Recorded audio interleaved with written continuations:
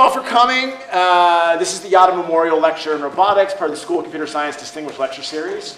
Teruko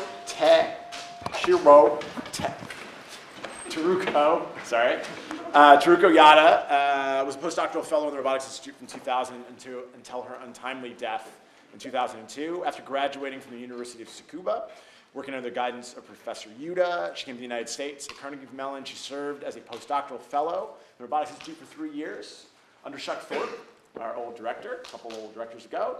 Her accomplishments in the field of ultrasonic sensing were highly regarded and won her best student paper at ICRA in 1999. It was frequently noted that we always remembered that the quality of her work was exceeded only by her kindness and thoughtfulness as a friend. And this lecture pays tribute to our extraordinary colleague, and we're very excited today to have Jonathan Hurst with us.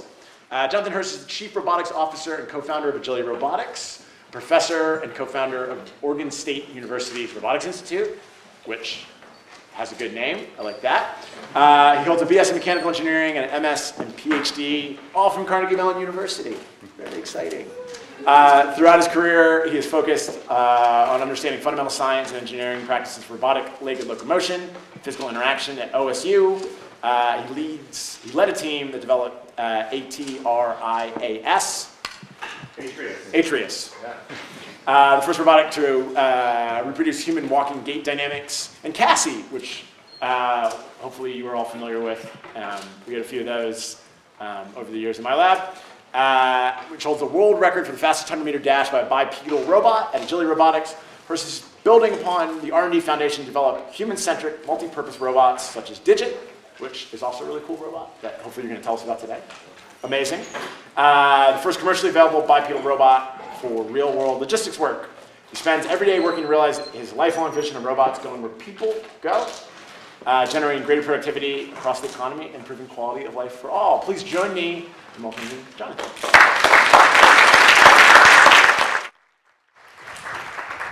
All right. Well, thank you for having me, Matt. Thank you for the introduction. This is really exciting to come back. I haven't been back a lot because it's far away. I'm going to talk about human-centric robots. I want to start actually kind of with like here, right?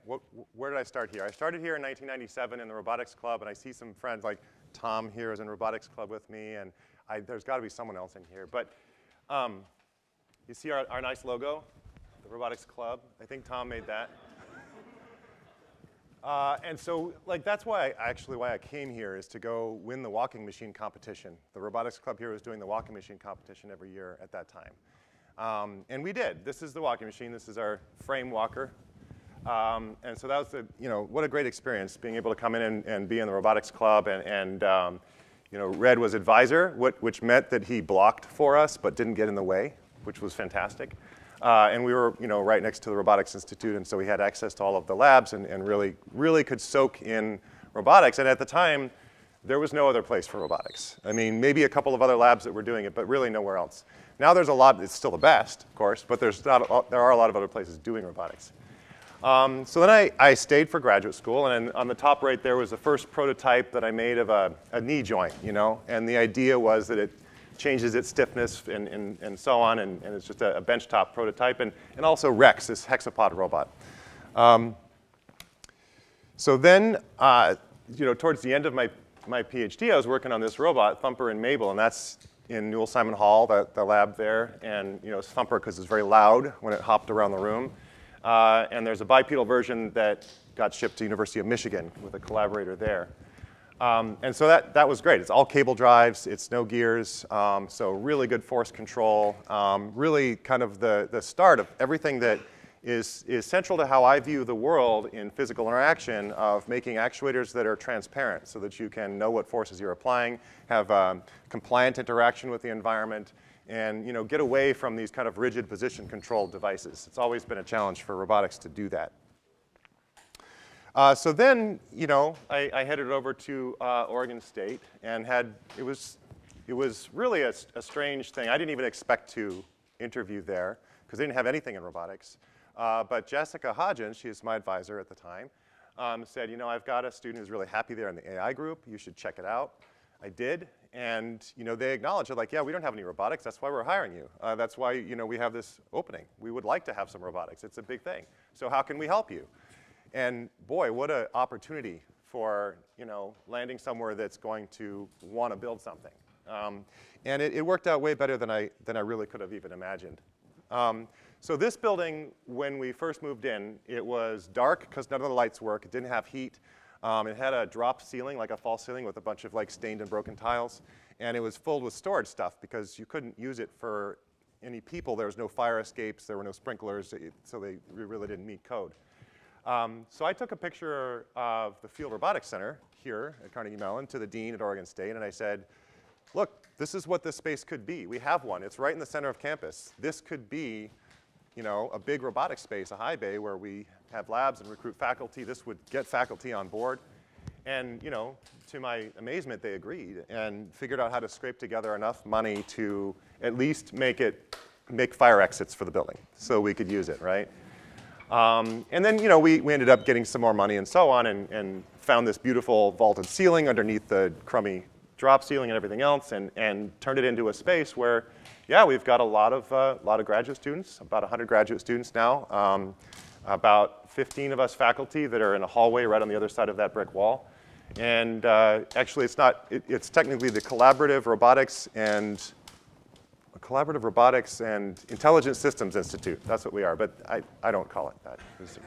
So yeah, that's been great.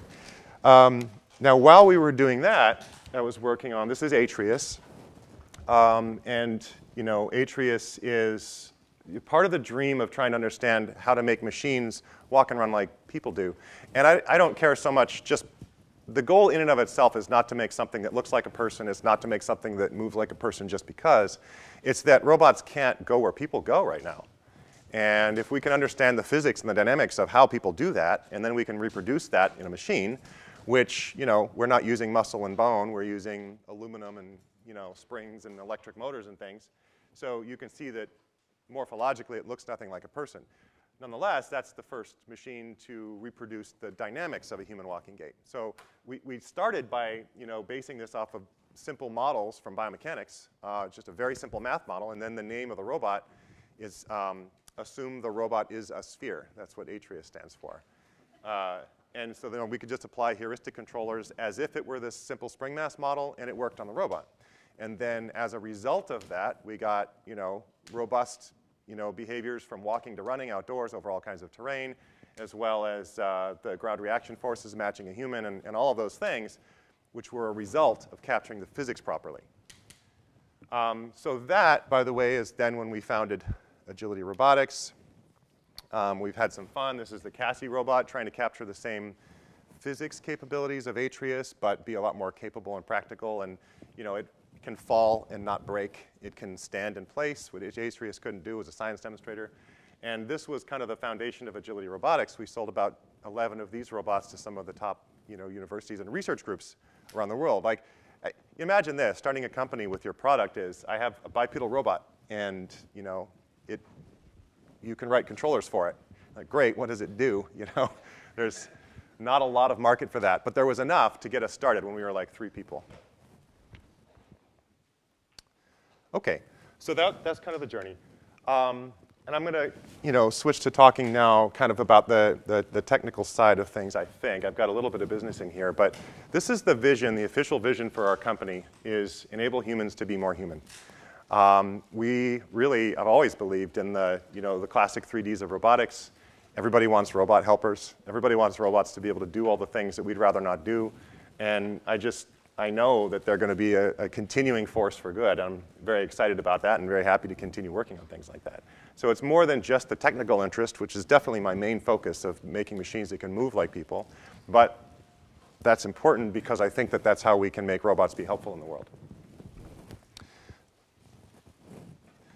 Our mission, I guess I'll call it our strategy, is to build human-centric robots. And that's different from building a humanoid robot, because humanoid is just how it looks. Human-centric means go where people go, do basic human workflows, be able to interact naturally with people. And so we've got some of then these kind of requirements for that. These robots need to collaborate well, not just with people, but with warehouse management systems, with AMRs and other fleets of robots. They need to be easy to deploy. They just walk in and start doing something. You can't have a whole installed infrastructure. That's the thing that's new about this form factor, is you can use human spaces. You don't have to design your environment around the robot. We're doing these to really be made for actual useful work, right? We're not interested in just doing demos and doing cool things. I mean, that's fun, but that's not a business. In order to really create the flywheel of being able to make money, to then reinvest that money in order to turn it into something that has an impact, we're building machines that are made for work to provide real value. Safety is unbelievably hard. Maybe I'll talk a little bit about that at the end of this. And then natural is one that's hardest to explain, but certainly natural interaction with people, so you don't have to train people to use the robots, but the robots just operate kind of on our terms, but also all of the movement being natural.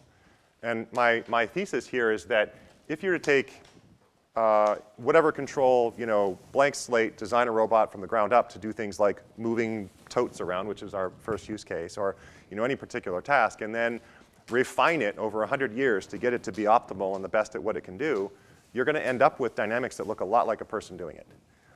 Because there's a lot of ballistics and acceleration, and there's a lot about the energy optimality and things like that involved. And these robots are mobile robots that are balancing, dynamic, have batteries.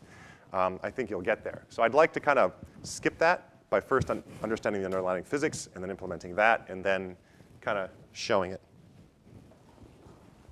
So this is kind of an early imagining of what are some of the first things they do? Okay, we can unload tractor trailers. We can be pulling things in and off of shelves. You can see it's kind of in a human space. This robot's maybe going off to get into an autonomous vehicle and deliver packages to the front door. That was one of the first things we thought would be a business before we realized autonomous cars were going to be a little while coming.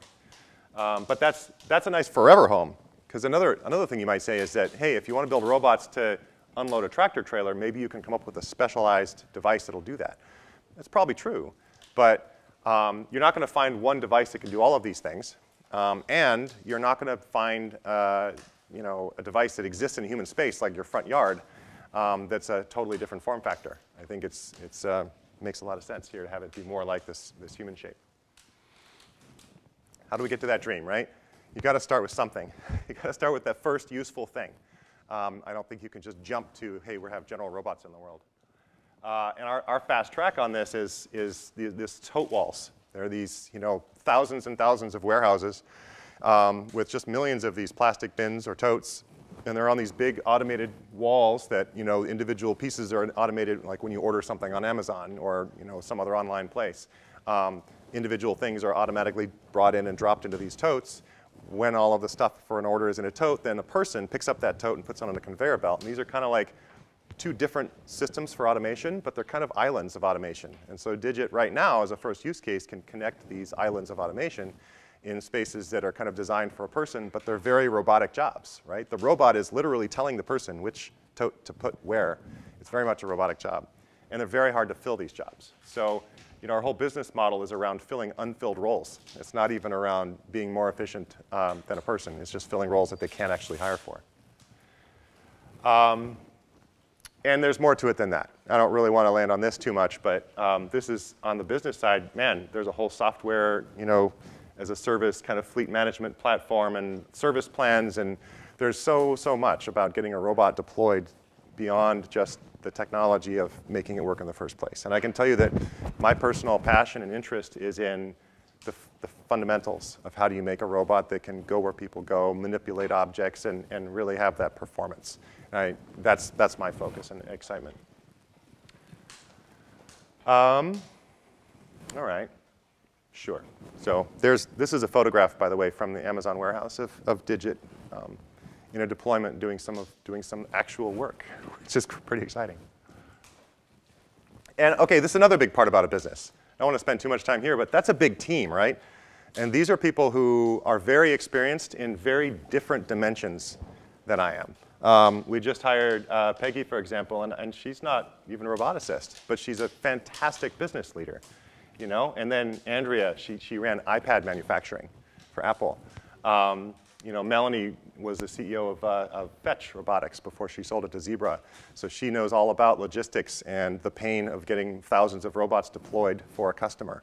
It really takes a team like this in order to pull something like this off. OK, so on to some more of the fun stuff, right? This is how I see a complete stack robot like Digit. It's all about hierarchies. And the hierarchies have to do with how much information exists at a particular layer and how fast the update rate is. So for example, think down here at the physics. This is the inertias of the joints, the inertias of the limbs, the reflected inertia of the actuator because the motor has to spin up fast behind the gearbox, the frictions through the gearboxes, the physical springs and compliance in the device, all the mechanical system. Basically, what happens when the robot is off and you drop it on the ground, how's it going to behave? Or if you lock all the joints and drop it on the ground, how's it going to behave? All the passive dynamics of the device. That happens at infinite bandwidth and up to something like a kilohertz, where you really can't control that with no matter what software you write. The passive dynamics are going to do what they do. But there's not a lot of information there. Like you don't know what building you're in or what a doorknob is or any of that. That's kind of up here. So we've been building the company from the ground up and on the side that we call the physical intelligence. And then the passive dynamics of the device plus low-level controls, PD gains, inverse dynamics, those sorts of things are all kind of holistically designed with the hardware because one can't exist without the other. The controllers are designed for the specific dynamics that you generate in the hardware. It's sort of like an electromechanical system where you're engineering the dynamics. And you can use software, you can use hardware, whatever you want to engineer those dynamics. And that's part of having a systems team rather than having individual disciplines working on it. And then we kind of I thought it was going to be a long, slow march up towards the semantic intelligence. I thought that understanding how to screw a light bulb in was going to be about the context in the world that you have to build up over time. And two things changed. Number one, we don't really use light bulbs anymore. Number two, LLMs landed, and they just scraped the internet for all of that human context. And we just got lucky with that because it turns out human context is extremely relevant to a humanoid robot. So we can just ask an LLM, hey, clean up that mess, I'll show you a video of it, and then the instructions that it gives to Digit are the same kind of instructions it would give to a person to go do that thing, and now the robot can do that. So that's pretty exciting. And then, another big piece of this is kind of the collective intelligence of fleets of robots plus AMRs plus warehouse management plus people, just the, kind of like the Internet of Things, but call it the Internet of Robots. And there's a ton of data that's going to come from that. And it's not just the clicks and the individual person's data that you get on websites now, but it's going to be like when you pick something up and it fails, and when you're walking and you trip a little bit, and all of the dynamics information and all of the physical interaction and human interaction that these robots are going to have. This is going to be a really special, valuable, unique source of data with having a deployment of hundreds and thousands of humanoid robots that's going to be really useful for building these expert systems where you can say, what's the most efficient layout for this logistics for restocking shelves in this grocery store? How should we do that? Or I don't know. There's going to be a lot of data and information that's going to come on that collective intelligence. My area of expertise and interest is largely in this area right here, make the dynamics happen. Just roughly, the physical intelligence is what can the robot do? Can it pick up this thing? Can it walk up the stairs? And the semantic intelligence is what should it do? Where should it go? What's the door? And what to do with the list of things that you can do. The other thing that's interesting is there's a bunch of new tools coming online that simply didn't exist before. I talked about large language models, sure, but also reinforcement learning is starting to be actually useful for controlling dynamic behaviors. Typically, we've seen learning approaches be applied to maybe trajectory generation or setting waypoints for position-based control. But we've successfully used that. There's no real fundamental reason why it can't be used to define accelerations, velocities, and compliance in addition to positions. And we've had some success with that, and I'll show you some of those videos as we start to apply learning policies down in the controls section of this thing. So what we really want to be able to do is kind of convert the number of FTEs of engineer time who are, very specialized, very skilled people creating model-based controllers for this thing and then refining it manually into GPU hours of create a very high fidelity simulation, explore that thoroughly, and allow a learning system to kind of explore the dynamics of your special piece of hardware and then stitch that all together with a planner and then kind of the high-level controls. So I really think this is core and key to the future of controls. And I think that this is going to enable a lot more robots to do a lot more interesting things. So I think things are just about to get really exciting with this. I think, for example, NVIDIA has recognized this, and they really, really, really want everybody to buy their chips and use their software. And so that's why they're leaning in now to create all of those things. And that's wonderful, because they're going to support this transition, and then they're going to do well by it. So they're good at seeing the future.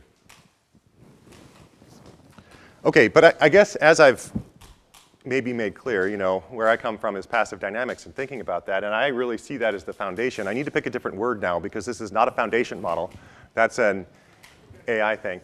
Another thing I want to mention, by the way, it always annoys me to use the term AI, or when people talk about any of these tools as AI, because at least when I was a grad student and someone says AI, you're like, not a roboticist, right? This is someone who read about it in science fiction. And if you actually want to talk about the approaches that we use, we don't call it AI. We call it different stuff, A-star, whatever. But it's so broadly used now that AI is just this umbrella term for all sorts of reinforcement learning, language models, diffusion models, whatever it is, that is not an engineer creating the solution, but an engineer creating the pipeline that then finds the solution, or an engineer creating the cost function that then finds a solution. So that's kind of how I differentiate between stuff that's engineering and stuff that's more AI. But I kind of want to hammer home the point that when we're trying to make a machine that moves like a person does, the position of the output and how it moves, the position trajectories are really just the tip of the iceberg, and maybe not even the most important thing, maybe one of the least important things about that interaction. So certainly, like if you're walking, you do care where you place your feet. Like foot placement does matter. But what matters more is when you unexpectedly step off a curb, how do you kind of bounce and react to that? And I think manipulation is a lot like that as well. It's kind of all about the stability wells and compliant interaction. And so creating that policy is a whole different story than thinking about trajectories or positions. It's also harder. So I mentioned kind of the biomechanics models. Here's the picture of it. Early on as a professor, I collaborated with Monica Daly at the Royal Veterinary College. And she took data from quail, pheasant, guinea fowl, turkey, ostrich, and then we applied kind of our robotics tools to come up with simplified models and try and figure out what are the optimal actuation patterns, and can we come up with something that's some combination of passive dynamics and call it preflexes, which is kind of setting up your dynamic behavior so that when it hits and bounces, it's going to do the right thing without having to explicitly sense exactly where the world is, because sensors are always noisy, late, and wrong. So we're creating a set of dynamics that are conditioned to the environment. And we did. We came up with a base optimized kind of actuator behavior and a leg swing behavior in simulation on this model that ended up very, very closely matching the behaviors of all of these birds, even when they take unexpected drop steps and step through tissue paper and things like that they didn't expect. So that's from the ground up, and then that approach is what founded Atreus, and then onto Cassie, and then now Digit to do all of the useful things in the world. And the hardware really does have to be special. There's Matt Mason, I think, has this nice story about what is a robot anyway, and thinking about if it's sense, think, and act, and you program a robot arm to hold paper down on a table, and then you refine that down, and eventually you get to a paperweight, and then the question is whether that's a robot or not. If you put the paperweight there, it's a robot. If it's just like a rock rolled onto some paper, then it's not a robot. So I don't know. It's hard to define these things, right? But the hardware is key. You can't program that rock to fly, no matter what software you write. it just is what it is. And so it's really important for us to build in the right kind of what's going to happen when it hits the ground and impacts it. And this is a very unrobotic kind of motion right there, to have a piece of paper that you don't, I'm just doing that to show that the perception had nothing to do with this. This is just a reaction as if it didn't see what was going on. And the guinea fowl, you saw the video there, did the same thing. So I don't know how to explain this to people who are really into the position side of classical robotics, but they have to move organically, not robotically. And that's just, you have to do that with the hardware. If you're going to learn, if you're going to use learning policies on it, same thing. So yeah, here's kind of the compilation of what we were able to achieve with Atreus. And keep in mind, there's no perception on this. There's no planning on this. There's no cameras looking at anything in the world. All it is a dynamical system with sort of the input is a clock cycle. You're kind of giving it just a clock signal, and that's it.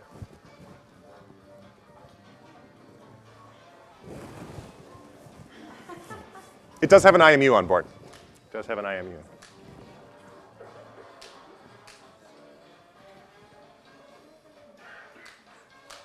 So all it's doing is high-stepping there, and it just encounters that step. And look, it even caught its toe, like on the edge of it. That's not a planned disturbance. There's nothing we could have done to set that up properly. So you can give it lots of random things.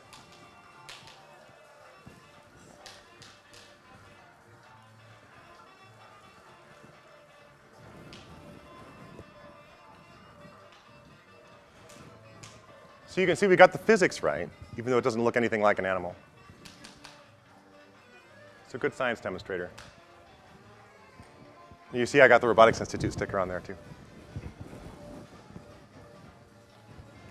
There's the ground reaction forces of a grad student and the robot. Yeah. So that is when we kind of knew we had sort of solved locomotion to our satisfaction anyway, for having a clear understanding of it. And by the way, I also want to point out, a lot of that was inspired by Hartmut Geyer's work. He's here.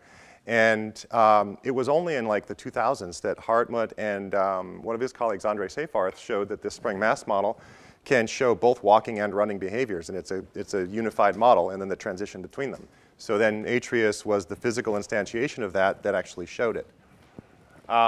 So that's when we started the company. And it was strange. I mean, we were lugging this thing around. It's like 160 pounds in the back of my car to local venture capital and saying, hey, we've built this science demonstrator. Can we have some money for a business? Not a very good pitch. But it was enough, They did kind of get the dream of imagine when robots can go where people go, and then here's a tech nugget that's going to enable that a little bit. And so then Cassie was this transition as we first started the first design at the university and then started selling it as part of the business. And then now with the company, we've been doing all of these iterations out to the digit robot with the graspers that can really, really do the useful things based on requirements from customers, really pulling that into the engineering pipeline. OK, so another thing that I think is really interesting that we've kind of, some people I think this is really obvious to. I was talking with Chris this morning, and he's like, well, of course. But I think for a lot of people, it's maybe not so obvious that everything down here in the controls and the physics side, the physical intelligence side, has to be explored in simulation. So nothing that is data-driven, teleoperated data, large language models, anything that is trained off of a source of data will never be able to do this, because there exists no source of data that actually captures the dynamics of the specific robot that you've designed.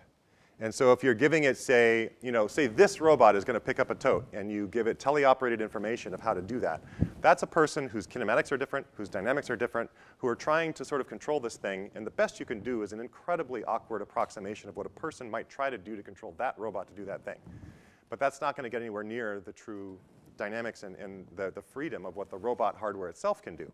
So you have to explore that in simulation. You're going to have to be able to use learned policies plus all the other tools. I mean, if a model-based controller and all those things can work, use it. If they don't, and you really need the weird nonlinearities you can get with a learned policy, then those are really powerful tools as well. But whatever you're doing, it has to be done in simulation, and then you have to be really good at that sim-to-real transition, which I could talk more about. So a lot of this stuff that you're seeing is model-based. It's, like linear inverted pendulum kind of stuff with a whole bunch of stuff added and around it, and engineers kind of tweaking and refining a lot about whole body control for the mechanism, whole body compliant interaction with the world. But this works because this is a very well understood environment. We know where the wall is. You can see there's QR codes across the bottom floor. We have this whole thing in a CAD model, so the robot knows exactly what it's going to see and what it's going to encounter. And we're telling it which it expects to see only totes. Machine vision is a lot easier when you're looking for that yellow tote and nothing else. So that works because we understand it. We've been able to find out how reliable it is. We've been able to test it, and that can be deployed effectively. I think this is actually a source of data then, when you do want to start using diffusion polys and training things and starting to refine this and make it faster and higher performance. This is a good starting point for the data. I already said these things, like data relevancy, where you're going to get the data. I guess that's the other thing, is you can only give it position data. Or if you're looking at videos of how something moves, you're only looking at the positions. But what really matters is the compliance at contact, the forces that you're applying, and how those forces are going to progress when you do encounter something. And you can't get that data from teleoperation or something like that. And then, of course, you need, I don't know, how many millions of hours of data in order to train something. So those are the reasons. I'll skip this. We're using a teacher-student approach for some of our learning. That's the slide where you show an equation to say, hey, we're very smart. But I'm not going into details. So then this is, kind of a visual representation of trying 1,000, 10,000 different randomized policies to figure out what's going to work best, a learning approach. Very quickly, it prunes out all of the policies where the robot would fall because the cost is so high to the system and the cost function for it falls. It weeds those out immediately. And you've got a whole bunch of things that are sort of stepping in place or leaning backwards or are brittle if you start to add dynamics randomization and disturbances in the simulation. And then that's how you start to whittle your way down to a policy that would be hard to represent any other way, would be hard to do with a human-generated model. And then, we get this kind of behavior, which I'm really proud of. There's the simulation behavior, and there's the robot doing that behavior.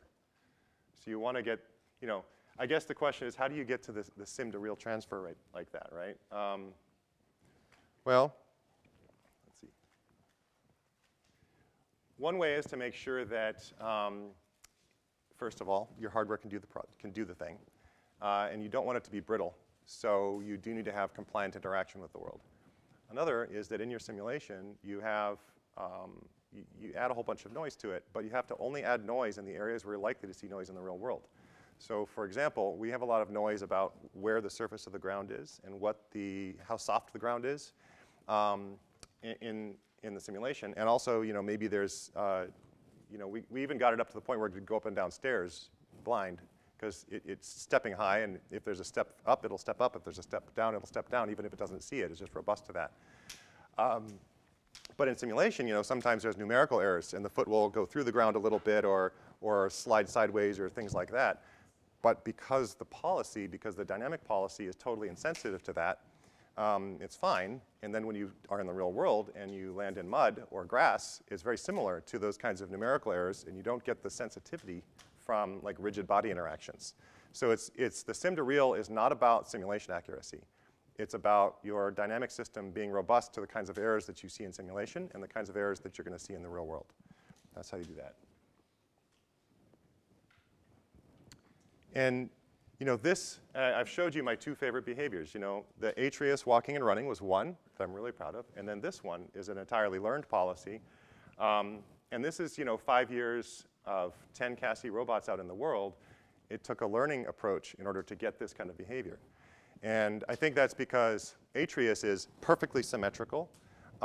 You can just apply equal and opposite torques. The leg is near massless. It really is, assume the robot is a sphere. It's a simple enough model that you can write controllers for it that are going to work. CASI, on the other hand, you can see there's a lot of weird inertias. Imagine trying to do the inverse dynamics for this, and then add in all of the reflected inertia from your actuators and some of the friction in the joints and things like that.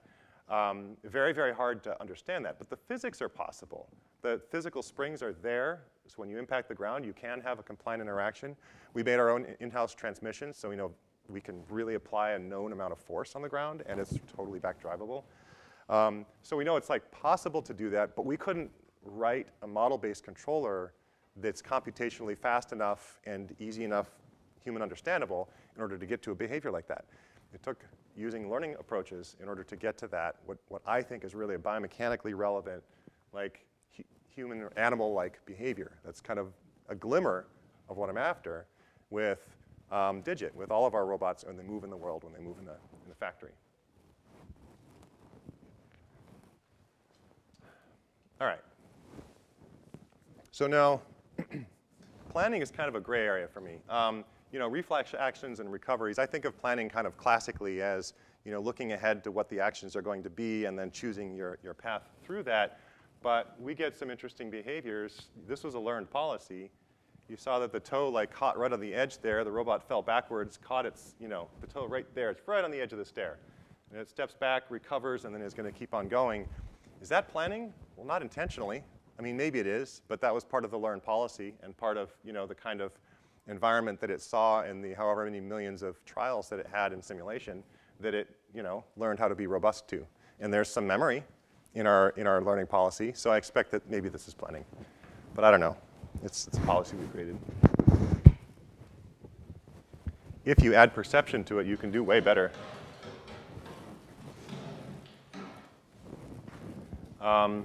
So this is some work with my collaborator, Alan Fern, and you know, one of our co-advised students, Halei Dwan, and adding and other students. There's a good team working on this. There's just one Intel RealSense camera on the top right there, and it's passing kind of a depth map of the environment to the learned policy as one of the inputs, along with the IMUs and all the encoders and everything. And you can see the robot now is able to choose where it places its feet in a pretty interesting way. But it doesn't know exactly where the box is. You see it kind of step high a little early and maybe miss the box once or twice, but it's also robust to that. So that's another thing that I think is important, is kind of layers of robustness. Like you want at the lowest layer something that doesn't really matter if you step off a curb, it's going to recover. And you want the planning and perception layers so that you intentionally step up and down the stairs. And if you just overlap all of your robustness like that, then you're not going to fall very often.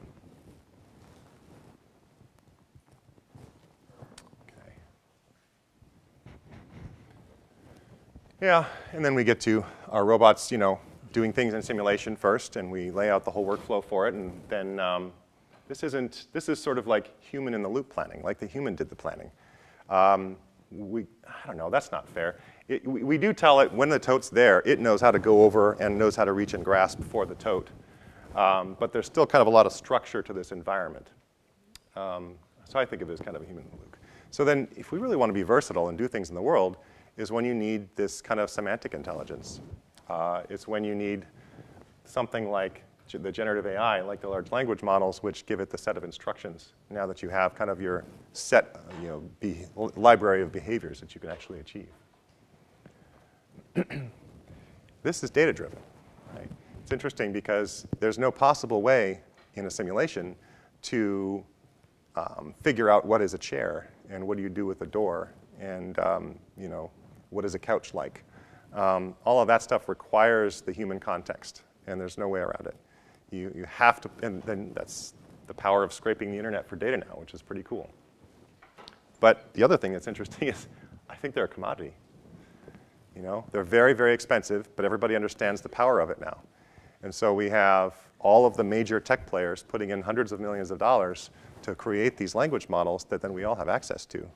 So if you're starting up a business or starting up a research group or something like that, it seems hard, challenging, I would say, to try and build out a whole language model approach that's going to compete with those interests that are already creating it.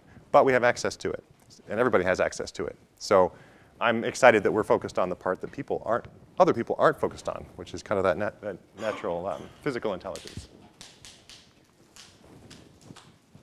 When you have the semantic intelligence, that's when you get to the versatility. I mentioned that Digit, you know, well, the Cassie running behavior I think is a beautiful behavior, but it's the running behavior, right? They learned specifically the 100-meter dash running behavior. And then with Digit, we can plan to do some stuff in a relatively structured environment. But if you're going to have a robot in your home and robots in grocery stores and office spaces and everywhere, that's obviously not going to cut it. That versatility is what you're going to get from the human context from something like this. And I'll show a demo. we attached a, I think GPT 3.5 to a set of instructions for Digit, just ask it to do some things. And it's a chain of thought process. So it kind of takes an action and then can look at the results of that action before it is giving the next instruction for the next thing to do. And that allows it to change its mind on the path and not just try to execute a plan from start to end, but actually be able to change based on the environment as it goes. So in this video, okay, Pras Velagapudi, one of our, he's our CTO now, he tells the robot, Digit, pick up this mess. That's it. Those are the instructions. And you know, Digit identifies the stuff and the places and what is a mess and what is not a mess, you know, and chooses what to put where, or it chooses to do anything at all. So I mean, there's like a lot of context here involved. And one thing that I find really interesting, I don't know if you caught it, but the bubble wrap that it picked up first, put it in the trash, which is correct because it's not recyclable. But I don't know, you know, it only knows that because of all the human context. That's what the internet says about bubble wrap and whether you should put it in the plastic bin or the trash bin. So this is writing code directly to the API for the robot. So it has a set of actions it can do, you know, go to and pick and so on. And then there's no human in the loop. The LLM is just directly translating, clean up this mess, to programming the robot to do that thing. And here's another one. This is kind of off of a Jensen Huang joke where he's like showing us what's cooking. He pulls a GPU out of the oven. So this is a mock-up kitchen at NVIDIA, actually. And say, hey, Digit, what's cooking? And you can see the train of thought. I should find out what commands I can use. I should get a sense of my surroundings. I will acknowledge my co-host, tell them about the freshly cooked GPUs. Now I will wave, and I will move towards the oven. Now I'll take the pan of GPUs from the oven. And you know, again, this is directly programming the robot to do those things, and that's why it needs to locate the objects in the environment to know what's where. And this was fun. We did this for Jensen. He was on the other side of this table in another take when it did this demo. So hopefully he appreciated that. Here I'm just showing you, we started to use some of the new tools that NVIDIA is creating. This is their Isaac Sim. And you know, this is actually data from our robot run played back in simulation. This is not the way that you would want to use a simulation, which is start developing it in sim and then put it on the robot. Just to be totally straightforward and honest with you in this particular example. But that is what the tool is intended for. And that's how we will continue be using it more and more, and how people will be using it more and more. Our simulation that we use is just way less fully featured and way less beautiful than this one. But if NVIDIA is going to lean in hard and make these tools really useful, we're going to use them. All right, so I think I'm getting close to the end here. To summarize, I talked about the physical intelligence and the semantic intelligence part of an embodied AI. I'm skipping the cloud part, but you're aware that it's there. And kind of the difference between data-driven and simulation-driven. And just to add a couple of little addendums to the talk, right? I talked about how hard safety is. If you're building a business and you want to get robots out in the world, this is something that can actually sink companies and has sunk companies and is going to sink companies. There's a whole bunch out there who are like, yeah, we're going to put robots out there. But then you say, how do you make the robot safe? And they're like, oh, I don't know. It's just about testing. No. It's like you got to focus your entire organization around a functional safety process that's going to take years with third parties and millions of dollars in order to really prove this, because there's no real regulatory environment around this right now. There's regulations around robot arms. You put a cage around them. There's regulations around AMRs and where you hit the e-stop and power stops. But for a dynamically stable robot like Digit, you can't just turn off the power. It will collapse. It could land on somebody's foot. That's more dangerous to turn off the power than it is to just let it stop in place. So the problem fundamentally is that if there's no regulations in place for you to follow, no matter how safe you say it is, insurance companies don't trust you. They want to see the data. And they're not going to be willing to insure a robot deployment with a company unless there's a way for them to understand the risk. So and that means you do have to build out an entire functional safety plan. You have to do this with a third party who's going to go through it line by line and then put their stamp on it. And then the insurance companies will then rely on that third party having gone through this carefully. And that includes a ton of data. So you have to already have had a fleet of robots that you're deploying to collect that data so that you can prove some of the claims that you've made. This is a big deal. So be aware of that. Another thing I'll say, though, everybody worries for some reason, like in science fiction and movies, about robots taking over the world or robots, this safety process is so unbelievably onerous. Like, your CNC machine is not going to take over the world. These robots are going to be like that. So anyway. Yeah, I already said all of those things. Third-party review. I talked about human-robot interaction a little bit. We've got a great HRI program here at I was going to say Oregon State. Both places. There's a great HRI program here, a whole institute. We've also got several great faculty at Oregon State paying attention to this. But this is so important because the robots are going to go where people go. And as much as you say, hey, it's about the data, it's about the robot just needs to do the job. It needs to do so many totes per hour. It needs to work. Those things are true. But how people feel about it dramatically affects their choices about whether they're going to buy it. It dramatically affects the coworkers of these robots who are going to think of them like service animals, how I like to think of the relationship between the robots and the humans. It's really going to affect how people want to treat these things. You have to set the expectations, and you really have to set that up well for people to want to use them. So that is also a critical and necessary thing. And it's more fun. I just think it's great to make robots that you can like beyond the engineering. So that's what we're trying to do at Agility Robotics. That's what we are doing. We're deploying these robots. I mean, this is a video from the Amazon warehouse, and we've gone to GXO, and we've got a couple of others that we'll be able to announce hopefully soon, of really doing the work of building a commercially ready product. In addition to, this by the way, this really slows down the technical innovation side of things because we have to build a business. We have to deploy product. So it's kind of like, where are you going to put your resources? Are you going to put your resources into making this thing last 20,000 hours and be functionally safe? Or are you going to put your resources into developing a whole new method for locomotion or something like that? That's always a challenge. We've got an innovation group that's starting to really grow out.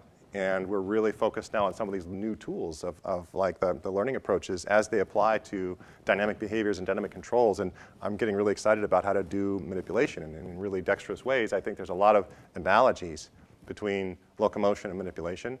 I would say, like, the humanoids industry was kind of stuck for a while in kind of the zero moment point approach to semi-rigid, semi-static locomotion. And to criticize a little bit the manipulation community, I feel like a lot of it is still very kinematic in nature.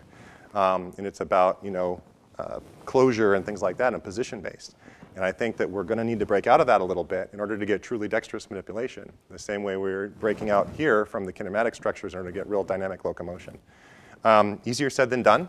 But that's what I'm excited about right now and what I hope we can really drive on, both the learning approaches for the stuff and then specifically dexterous manipulation, big scale and small scale. And now's a great time to be a roboticist, that's for sure. When I started as a grad student, I remember my family kind of not really knowing if it was a real career or job. Kind of still a little science fiction-y. By the time I graduated, everybody was starting to get excited about robotics. Now everybody's getting excited about robotics, and it's starting to become a really big thing. So that's awesome. And I think I have one more. I don't. That's my last slide. So thank you all for listening. And yeah.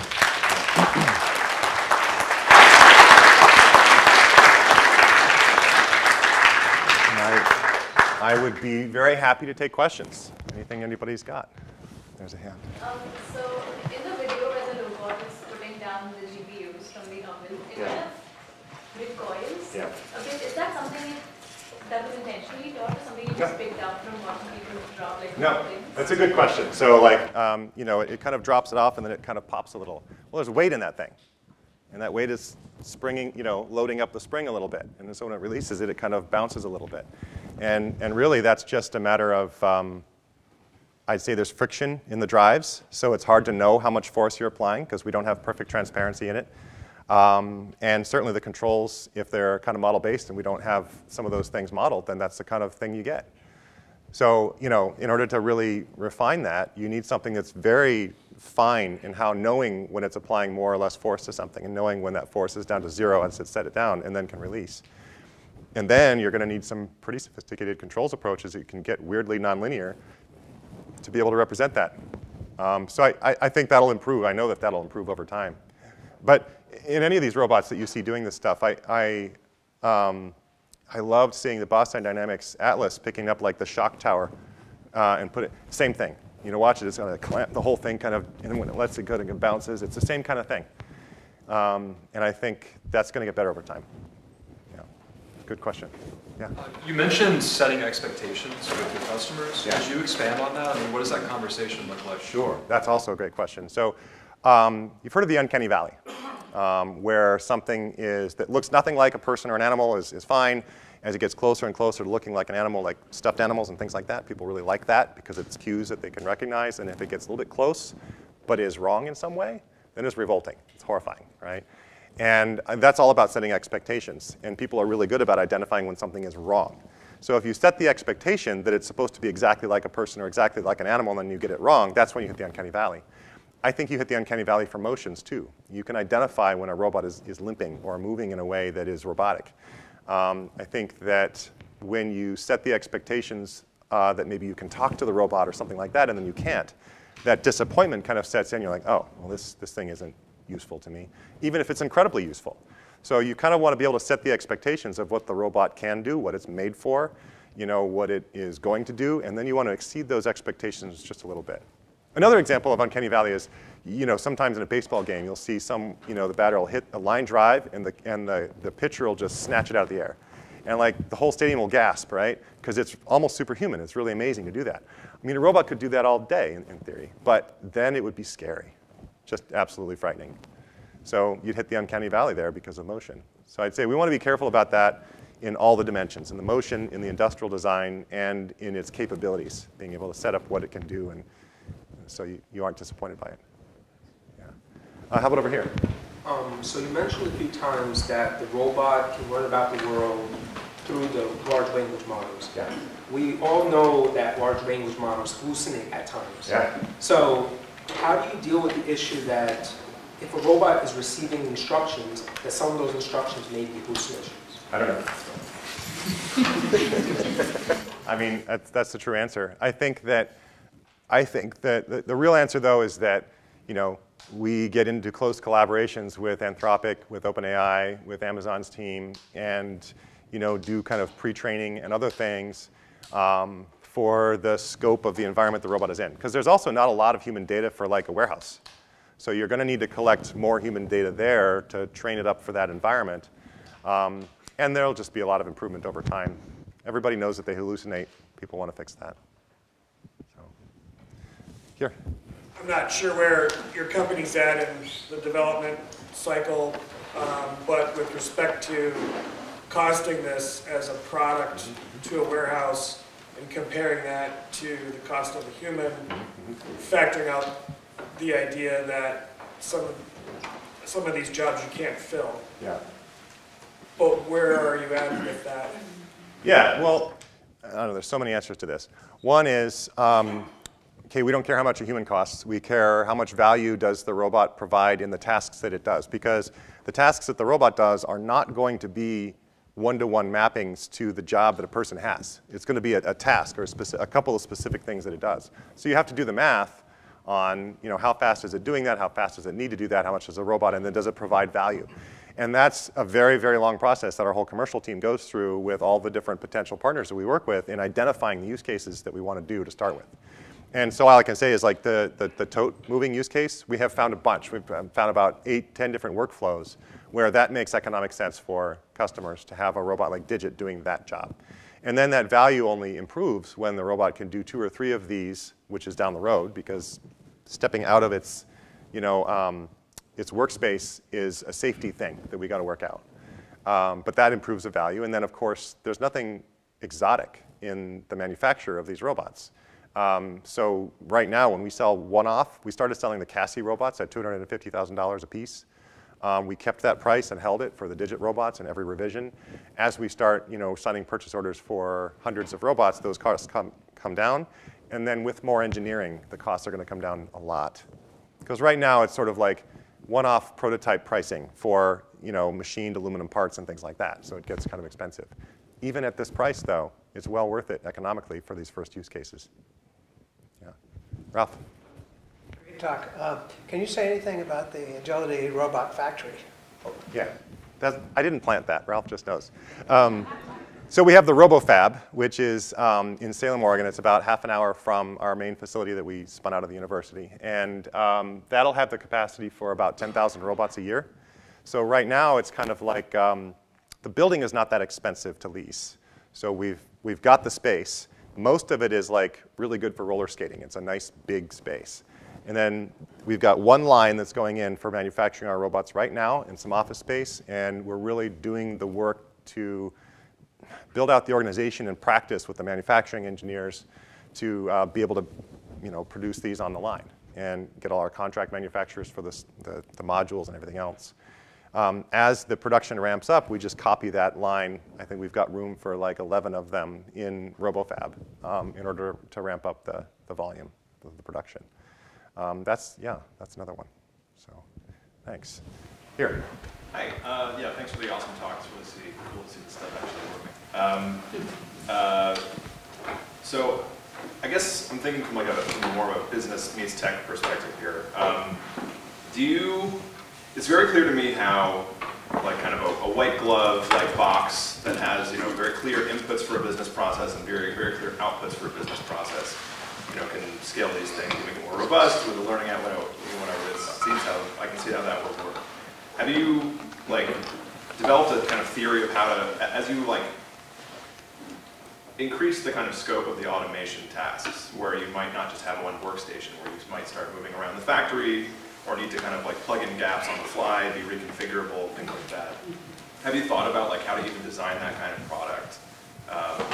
Say that the robot might have slightly more adaptable skills. How do you actually help a customer and use that? It's a process, right? So there's a bunch of things about a business. On the one hand, of course, designing and building a robot, everybody here maybe is more tuned into that and the challenge of creating that. And even that system has a lot of pieces to it.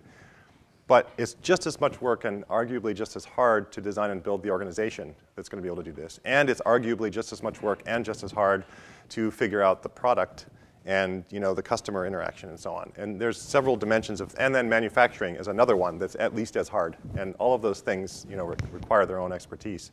It's very much a process. It's every bit as much as we're designing the robot. And every robot I've ever built or been involved with building has been maybe 65% as good as I wanted it to be when I first imagined what we were building.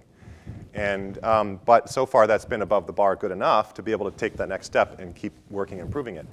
The other thing that I found is that every time we take that step, what I imagined it would be, half of the things were things I didn't know that I didn't know. And then half the things I thought were really important weren't. And so it's okay that it's only 65% because the end product is going to end up being very different from maybe what I imagined because we learn along the way.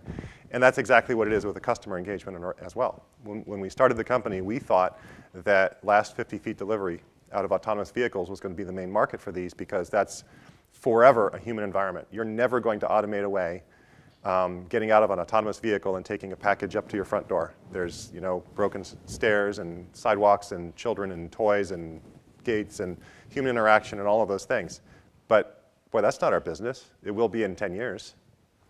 But we spent a lot of time iterating with that, and we'd sit down with a potential customer, and they'd come with a list of 100 things that they want the robot to do. And they'd ask questions like, hey, in between these two, can it pick up a broom and sweep the floor? I'm like, no. There's a lot of education that you really have to explain that I know it looks like a person, but really it's a robot. And it's a machine just like any other machine. And there's benefits to the form factor and what it can do in terms of dynamic stability and reaching up high in a small space and all those things. But finding those specific use cases and workflows and finding the value is a process just like engineering the device. Also, one more thing. We started the company the wrong way. All the advice that everybody gave was find a problem that you're going to solve and find that market first and then go solve that problem. And that's most successful startups are more like that. But we started it with a technology that we knew would be enabling. That's a very hard road.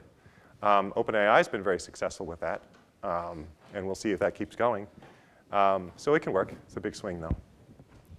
All right, let's see. How about here? There are many humanoid startup right now, many humanoids with a lot of different designs. Some with hydraulic motors, electric motor. Some is with tendons, some without tendons, some with spring, without spring. Just curious, what's your thought on trade-off between them? And is there some optimal design morphology and structure of humanoid? Just curious how you think. I mean, this is go get a beer afterwards and talk about it for a while kind of question. Yeah, I've got lots of opinions about how to do it. We're picking a path that's I would say at least 2/3 of the people who are building humanoids are building a robot to look like a person. They're saying, oh, we can build robots in human spaces. Let's put the motors on joints and make it look like a person and do that. And they're missing entirely the dynamic behavior, and they'll never be able to make the robot walk very well or manipulate things well. But it looks like a person, and it can wave its hands around in fingers, 5-fingered hands, and it can look something pretty cool, and it's a nice demo. But then if you want to do fine dexterous manipulation, they'll never be able to control it to do that because it's purely kinematic the way it looks. So some are like that. Others have some, also have some great technology directions. And I think what's important is that there's a lot of money flowing into this right now and a lot of interest in it. And there's conviction and belief that it's real now and not 100 years from now. And I believe in that as well. I think that this is happening now and we can do it now. So people are going to figure it out. We're in kind of one of those high variability or high, a lot of people trying a lot of different things stages of a technology development. And eventually it's going to get refined out. I think it's going to be electric. I think it's going to be, ultimately, I think it's going to be tendons in end effectors. I think, I don't know, there's a lot. I'll say our approach with the legs, it's patented, as many ways as we could patent it. There are 3 copycats in China, but none in the United States. It's really handy because when you want to bend down to pick something up, you don't have knees in the front.